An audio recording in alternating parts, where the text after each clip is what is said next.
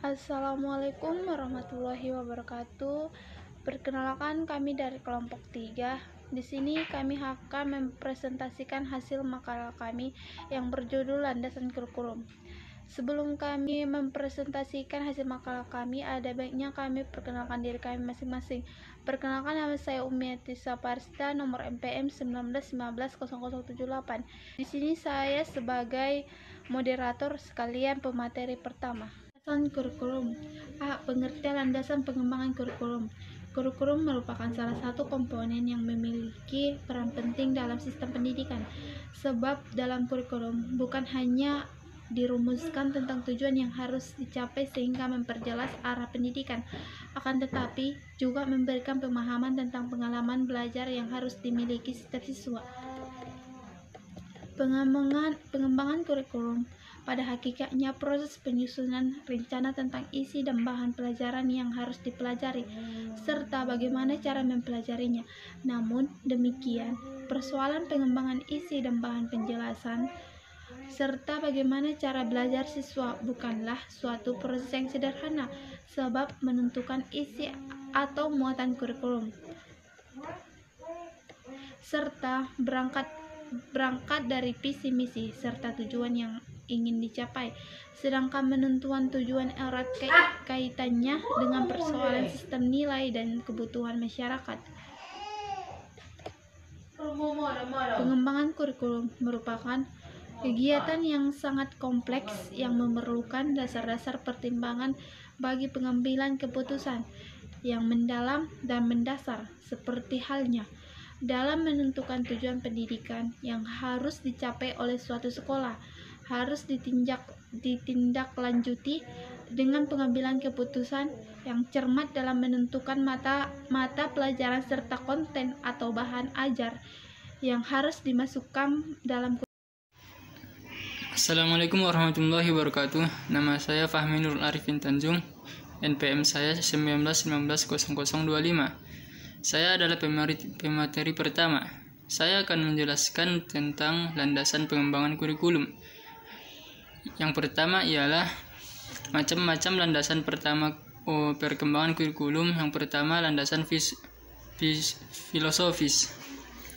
Pendidikan merupakan sebuah interaksi antara pendidik dan peserta didik. Di dalam interaksi tersebut terlibat ini yang diinteraksikan serta proses bagaimana interaksi berlangsung, apa yang menjadi tujuan pendidikan. Siapa yang pendidik dan peserta didik? Apa ini pendidikan dan bagaimana proses interaksi tersebut merupakan pernyataan yang membutuhkan jawaban yang mendasar dan esensial, yaitu jawaban-jawaban filosofis. Secara istilah harfiah, filosofis berarti cinta atau kebijakan. Orang belajar berfilsafat agar ia menjadi orang yang mengerti dan bijak, harus tahu atau berpengetahuan. Jadi, landasan filosofis sangat penting dan pengembangan kurikulum dalam mendapatkan sebuah konsep atau rancangan yang dipikirkan secara sistematis, logis, dan mendalam sehingga mampu menuangkan konsep yang lebih baik. Filsafat juga memberikan landasan-landasan dasar bagi ilmu. Keduanya dapat memberikan bahan bagi manusia untuk membantu memecahkan berbagai masalah dalam kehidupannya. Ada 3 cabang. Ada 3 cabang besar filsafat, yaitu metafisika, di mana metafisika adalah metafisika adalah cabang filsafat yang berkaitan dengan proses analisis atau hakikat fundamental mengenai keberadaan dan realitas yang menyertainya. Yang kedua, epistemologi, di mana epistemologi adalah cabang filsafat yang berkaitan dengan asal, sifat, karakter, dan pengetahuan.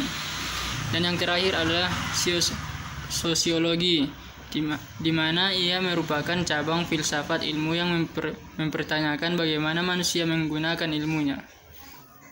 Baik, yang kedua dari macam-macam perkembangan kurikulum ialah landasan psikologis. Dalam proses pendidikan, terjadi interaksi antar antar individu manusia, yaitu antara peserta didik dengan pendidik, dan juga antar peserta didik dengan orang-orang lainnya. Manusia berbeda dengan makhluk lainnya karena kondisi psikologinya. Kondisi psikologis merupakan karakteristik fisik seseorang sebagai individu yang dinyatakan dalam berbagai bentuk perilaku dalam interaksi dengan lingkungannya. Peserta didik adalah individu yang sedang berada dalam proses perkembangan. Tugas utama yang sesungguhnya dari para pendidik ialah membantu perkembangan peserta didik secara optimal. Karakteristik perilaku individu pada tiap-tiap perkembangan serta pola-pola perkembangan individu menjadi kerja psikologis perkembangan. Jadi minimal ada 2 bidang psikologi yang mendasari perkembangan kurikulum, yaitu psikologi perkembangan dan psikologi belajar. Yang pertama ialah psikologi perkembangan. Psikologi perkembangan membahas perkembangan individu sejak masa konsepsi, yaitu masa pertemuan spermatozoid dengan sel telur sampai dewasa. Dan yang kedua adalah psikologi belajar. Perkembangan kurikulum tidak akan terlepas dari teori belajar, sebab pada keduanya kurikulum disusun dan untuk mempelajarkan siswa.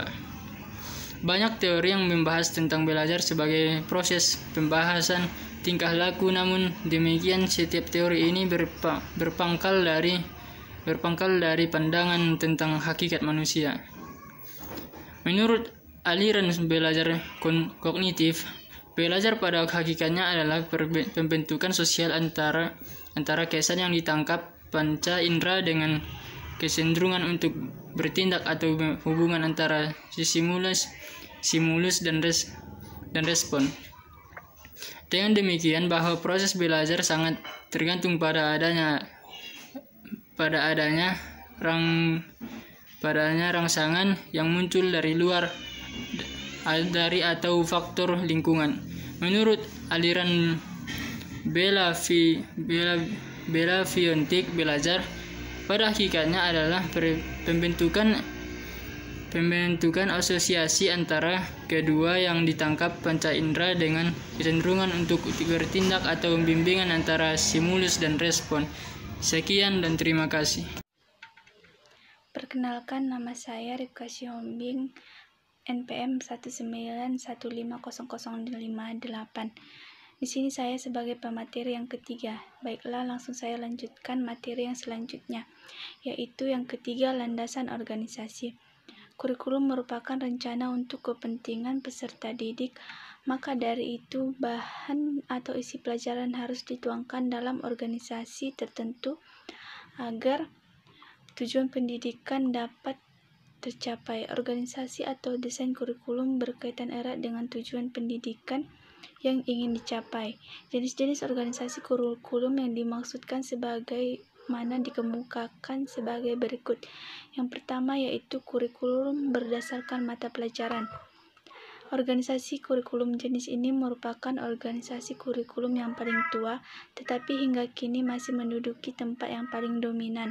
Organisasi kurikulum yang subject-centered ini memanfaatkan berbagai disiplin ilmu yang telah disusun secara logis dan dinamis. Kurikulum berdasarkan subjek atau mata pelajaran ini sangat populer dan mempunyai kedudukan yang kokoh sekalipun mengalami kritik-kritik yang tajam.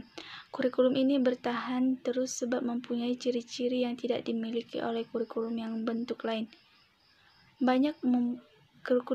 Kurikulum ini mempunyai banyak keuntungan, di antara lainnya yaitu mempunyai organisasi yang mudah strukturnya, mudah diubah, diperluas, atau dipersempit, mudah disesuaikan dengan pengembangan baru dalam ilmu pengetahuan. Selanjutnya yaitu kurikulum gabungan. Pada dasarnya merupakan modifikasi dari kurikulum mata pelajaran yang terpisah-pisah. Agar pengetahuan peserta didik tidak lepas, maka diusahakan hubungan di antara dua mata pelajaran atau lebih dapat dipandang sebagai kelompok yang pada hakikatnya mempunyai hubungan yang erat. Kurikulum, ciri-ciri bentuk kurikulum ini yaitu berdasarkan filsafat pendidikan demokratis, berdasarkan psikologis belajar Gestalt, berdasarkan landasan sosiologis dan sosiokultural. Selanjutnya yaitu keempat, landasan sosiologi. Salah satu fungsi erat hubungannya dengan kebutuhan masyarakat. Sejak mulanya didirikan oleh masyarakat untuk kepentingan demi kelanjutan hidup, perkembangan dan kebahagiaan rakyat. Dengan kata lain, masyarakat mendirikan sekolah untuk kepentingan masyarakat agar hidup terus dan senantiasa meningkatkan mutu kehidupannya. Kurikulum sekolah sebagai alat untuk mencapai tujuan pendidikan harus senantiasa relevan dengan situasi dan kondisi masyarakat masa kini, bahkan tuntutan dan kemungkinan yang terjadi pada masyarakat generasi yang mendatang. Landasan sosiologis dalam pengembangan kurikulum dalam konteks pengembangan kurikulum 2004 pada dasarnya sebagai upaya perubahan dalam menanggapi berbagai perkembangan dalam masyarakat. Pada dasarnya kurikulum harus mampu mengembangkan manusia sehingga mereka memiliki karakteristik dan sifat-sifat yang diperlukan baik oleh dirinya sebagai suatu pribadi maupun oleh masyarakat, bangsa, dan negara. Konsekuensinya, kurikulum dikembangkan berdasarkan nilai yang berlaku di masyarakat. Landasan sosial dan budaya merupakan satu landasan yang seharusnya menjadi kepedulian utama dalam proses pengembangan kurikulum. Baiklah, sekian dari saya. Baik, di sini saya akan melanjutkan materi yang sebelumnya dibawakan oleh teman saya, yaitu Ripka Sihombing. Di sini saya akan membawakan materi yaitu 5 landasan ilmu dan teknologi. Perkembangan ilmu, pengetahuan, teknologi dan seni merupakan salah satu landasan perkembangan kurikulum. Bahkan landasan ini juga sangat penting seperti landasan-landasan yang lainnya. Mengapa? Karena pesatnya perkembangan iptek maka secara otomatis akan mempengaruhi pola pikir manusia berkembang dalam aspek kehidupan.